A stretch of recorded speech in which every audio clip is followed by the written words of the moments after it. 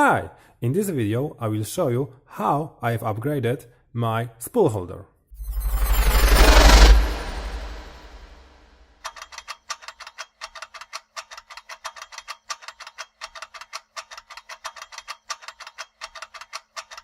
So, as you can see, I am using this stock A-net spool holder. It served me well for past 10 months, but lately I've decided to upgrade it. This is a really simple upgrade. You just have to remove this threaded rod,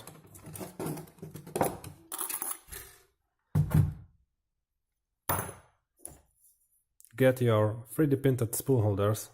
I've already pressed those bearings inside. There's the second one.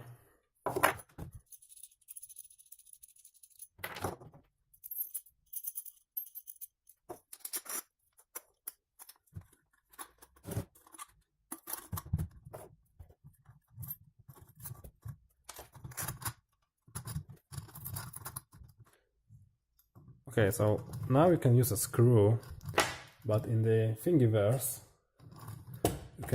you can also print one of these. Yeah.